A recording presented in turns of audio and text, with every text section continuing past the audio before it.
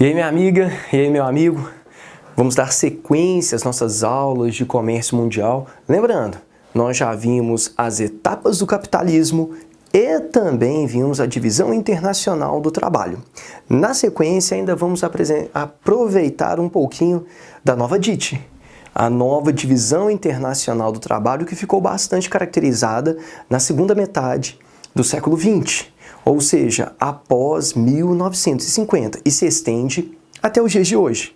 De um lado, os países desenvolvidos, do outro lado, os subdesenvolvidos. Nós falamos do surgimento de um terceiro grupo, de um terceiro elemento, são os países emergentes.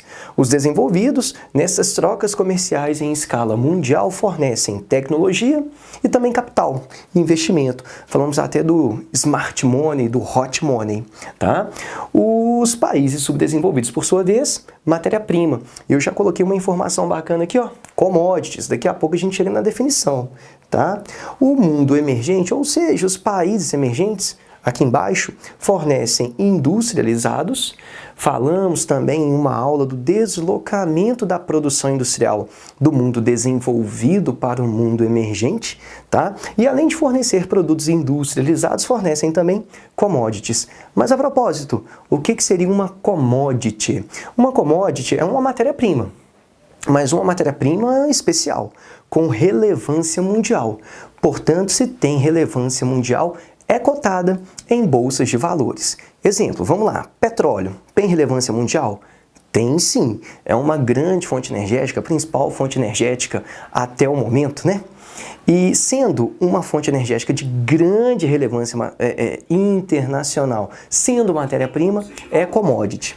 Além disso, nós temos também a soja. Soja é matéria-prima e tem grande relevância internacional, portanto, é commodity. Minério de ferro é matéria-prima, tem grande relevância internacional, é cotado em bolsas de valores, é commodity. Mas veja bem, areia, que é utilizada para fabricação, para composição, melhor dizendo, do concreto. Areia é matéria-prima. Só que a areia não tem relevância internacional, logo não é cotada em bolsas de valores. Portanto, não é uma commodity. Os países subdesenvolvidos e os emergentes fornecem commodities, embora o mundo emergente não forneça somente a commodity.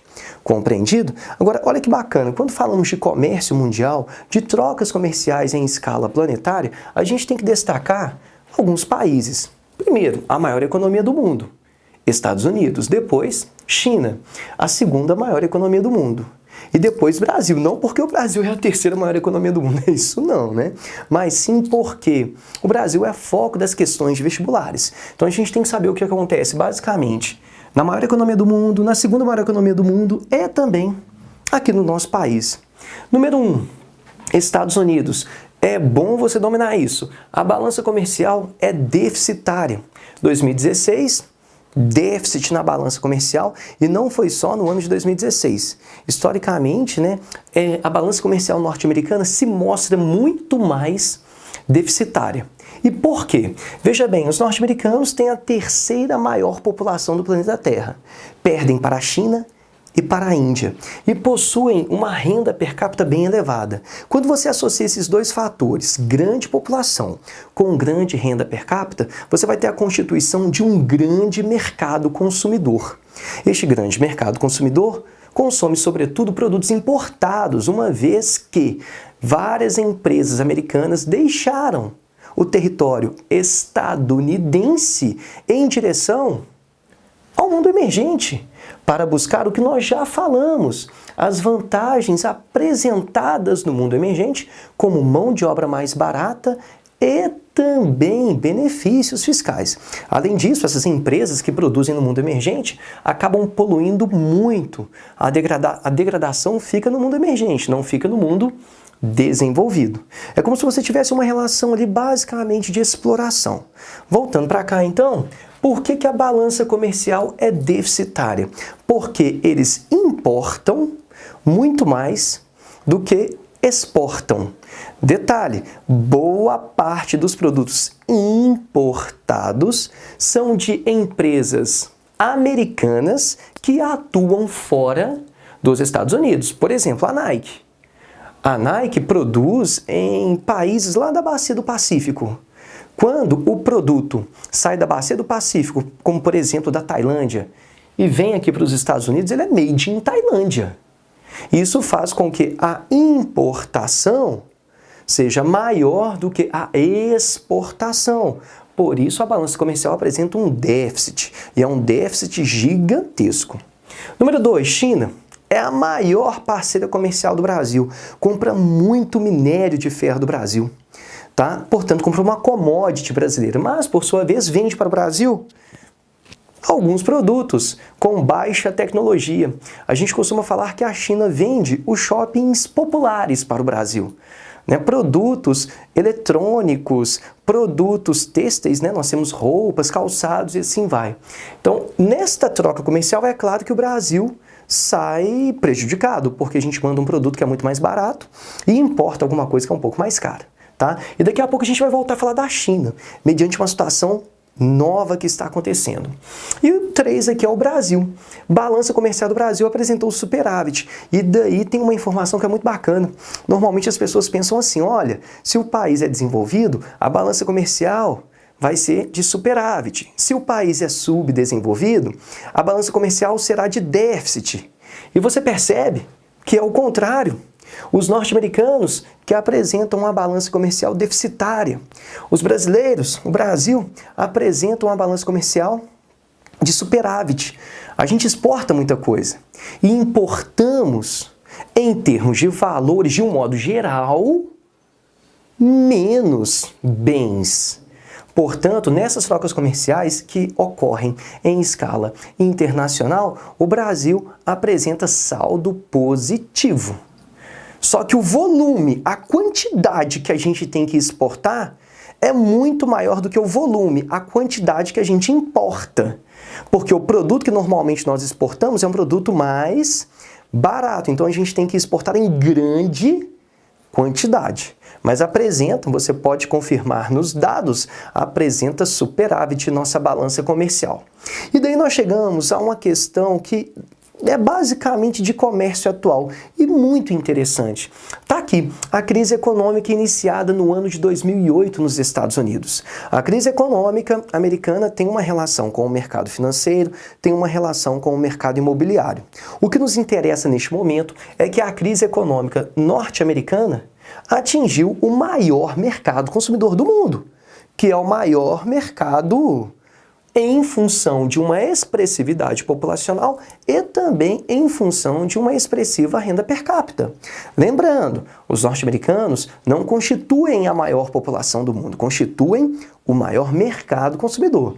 São aproximadamente 300 milhões de habitantes, com um poder de compra bacana. Então, e são muito consumistas, não é isso? Então, o mercado consumidor é bem grande. Está aqui, ó.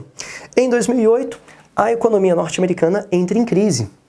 Mediante a crise econômica norte-americana, o mercado consumidor americano vai reduzir o seu consumo. Detalhe que a crise que até então era americana torna-se uma crise global entre 2008 e até hoje, 2017. Por quê? Fácil você entender. Se o maior mercado consumidor do mundo entra em crise, é de se esperar que as economias mais frágeis, as economias menores, também entrem em crise. Se o maior mercado consumidor do mundo deixa de consumir, o restante do mundo deixa de vender. Por isso que a crise torna-se uma crise mundial.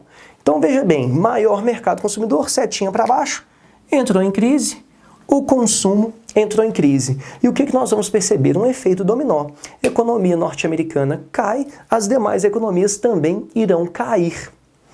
Tá entendido? Por quê? Porque na nossa primeira aula de comércio eu te falei que não existe país que seja completamente autossuficiente. Os países importam, os países exportam. Como os norte-americanos importam muito, eles precisam muito dos demais países e vice-versa. Se eles deixam de importar muito, tanto é que a balança comercial apresenta déficit, o restante do mundo vai deixar de vender muito. As empresas do restante do mundo deixarão de vender, o desemprego, portanto, vai atingir o restante do mundo. E a crise torna-se uma crise mundial. E o que isso mostrou para vários líderes de Estado, vários chefes de Estado? opa, peraí, se a economia do meu país entrou em crise devido à forte conexão com a economia global, o que a gente pode fazer? A gente pode tentar voltar-se para a própria economia. Ou seja, a gente não vai ficar voltado para a economia internacional, não. A gente vai dar mais atenção para o nosso próprio mercado consumidor. Esta é uma das ideias do Trump. Voltar-se para o próprio mercado consumidor. E não está sendo diferente da China. A tendência agora é que a China volte-se para o seu próprio mercado.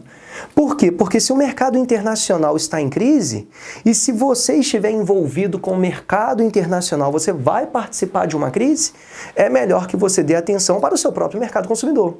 E no caso da China, isso é muito bacana, porque lá nós temos 1,4 bi de pessoas. Imagine você atendendo 1,4 bi de pessoas. Você se preocupando com 1,4 bi de pessoas. É muita gente para consumir. Então existe uma tendência mundial das economias se fecharem, das economias se voltarem para o próprio mercado consumidor. E daí que vem isso daqui, olha, tendência, desglobalização. Agora, tem que ter cuidado, porque muita gente acha que a globalização é simplesmente as trocas comerciais. Não é isso. Nós vimos isso aqui com a aula do João. O João falou que a globalização é um processo extremamente complexo, envolve o encurtamento das distâncias, trocas culturais, circulação de pessoas e, claro, circulação de produtos também. Mas não é somente a circulação de produtos, tá? E veja bem, por que tendência à desglobalização? Porque eu te falei que os mercados estão se fechando. Se os mercados se fecham, um dos pilares da globalização, que é a prática comercial internacional, tende a não existir, ou então a reduzir, para ser mais preciso. Se você tem redução, o processo não é mais de globalização, o processo é de desglobalização. E além disso, nós percebemos aí, sobretudo no continente europeu e também nos Estados Unidos, uma tendência de fechamento das fronteiras em relação aos migrantes. Portanto, dois pilares da globalização estão sendo abalados. O das trocas comerciais em escala planetária e também o da circulação de pessoas em escala planetária. Daí o termo desglobalização. Beleza? Tudo isso envolvido com o que nós vimos aqui, ó, que é a prática comercial no mundo. É isso aí. Um abraço. Até mais.